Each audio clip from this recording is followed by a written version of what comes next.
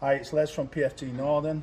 We're just doing some little workshops for the guys. It's just to try and help you so that you can actually do things yourselves. So today we're going to show you changing an oiling bracket. Here's the damage that one's done. So firstly we've got the oiling bracket. You can see we call this butterflying. That's pretty worn out. What's actually happened is it's now snapped the drive shaft in the motor, so the motor's now dead. So you're talking best part of 800 quid for a new motor. You can also see the damage on the mixing shaft, both sides, and also on the ends. So it's a simple fix, just probably every 3 mixing shafts, check your oiling bracket. If it needs to be changed, then we can change it. Right, so now here we've got a machine that needs the oiling bracket changing. If you want to just have a quick look, you can see the wear in there.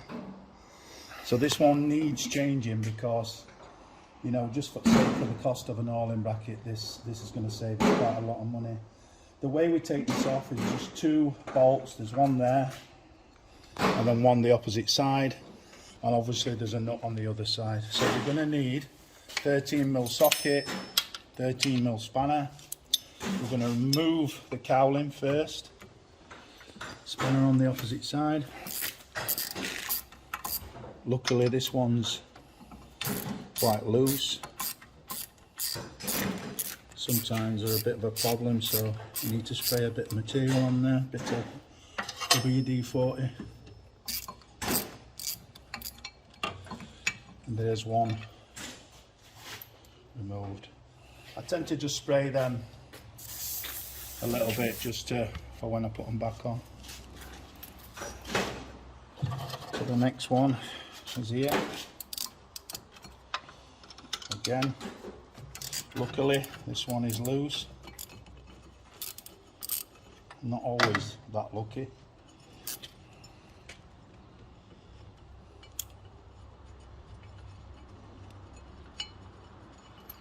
Again, I'm just going to give that a bit of WD-40.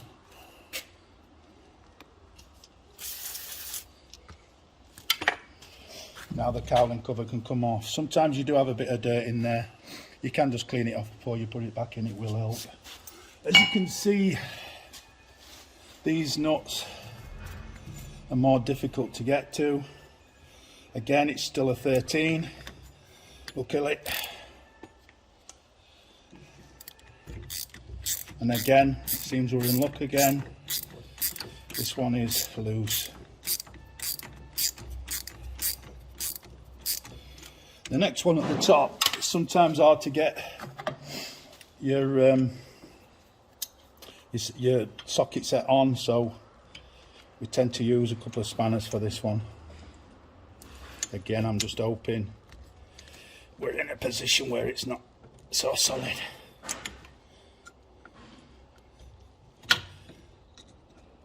And that looks like it's coming loose.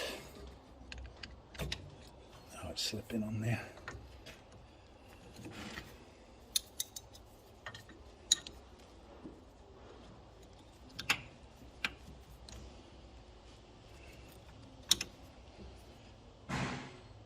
Yes, there we go. Just to show they're not always your best friend, these nuts and bolts. So we just need to slacken it off enough to see if we can get it off with no problems. It doesn't always work like that. So you would have said really that's slack enough to come off. As you can see, that's pretty damn solid.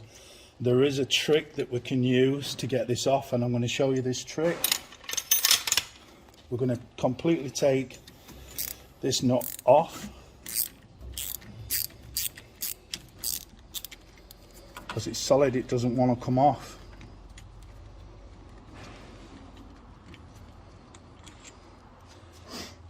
I'm going to spray that, just make it easier to put back together. If you look at this new oiling bracket here, this is, you can see this is what it should look like.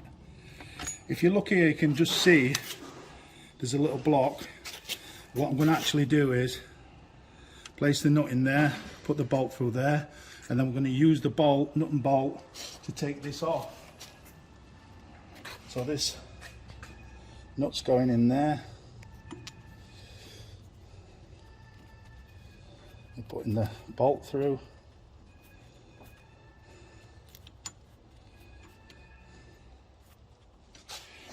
Get a socket set.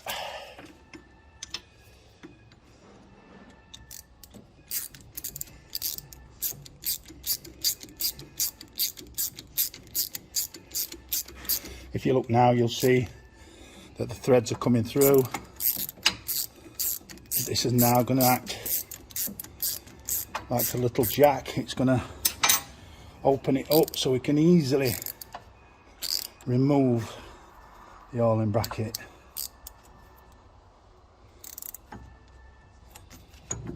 There you go.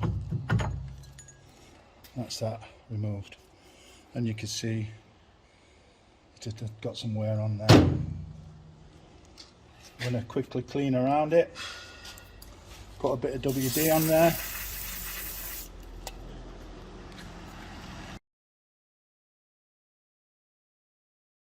Right, so now we're going to replace the all-in bracket. I'm just going to put a bit of WD in there. I'm also putting some on the drive shaft. You can see it's got a locating tooth there. This is going to run down the centre. So should really just tap on. Make sure it goes all the way to the end. We're then just going to tighten that up. If you're wondering how tight, just not, you don't have to over tighten it, but once it's clamped on, it'll stay there. So there's the first one on. Again, because the second one's a bit awkward to get to, we're gonna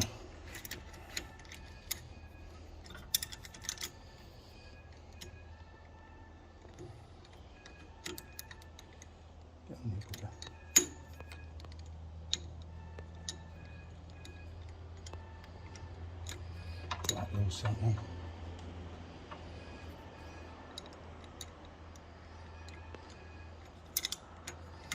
So just as tight as you can get it. It is a bit more awkward because you can't really get the socket set on. Once I've got it so far in, I will be able to get it on.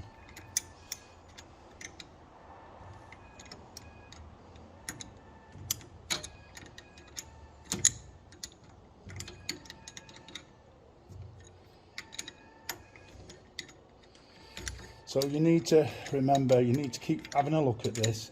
If you start hearing a bang when you set your machine off, 9 times out of 10, it's your all-in bracket that needs changing. So what I tend to do is once we do change an all-in bracket, we will also change the mixing shaft. For the cost of the shaft and the all-in bracket, it's simply not worth it. So she's nice and solid. We're now going to replace the cowling. So the 2 nuts that we took off, we've oiled them up just to make it a little bit easier to fit back together. It's a simple job to do. I mean, literally, obviously, if the nuts are loose, it's something you can do within half an hour yourself.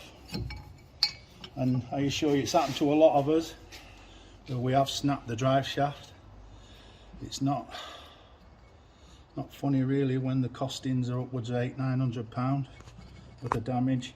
But all it is a little bit of maintenance from yourselves. It's something that you can avoid, literally. You can avoid this happening by just doing what we're doing today. So just keep an eye on your all-in bracket. Remember, if you've got damage to your all-in bracket, you will have damage to your mixing shaft. So check them both.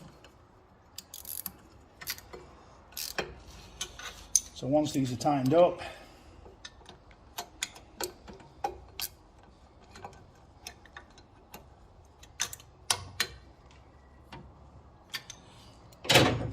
and now going to replace that with a new mixing shaft, and just to show you, there's hardly any movement in there. If we look at the really bad one, which is over here, this is this one, you can see the amount of movement we've got, too much. So, new mixing shaft in, get her set up. She's good for many hours of work time now, just keep an eye on it. So there you go, that's how easy it is to change an all-in bracket.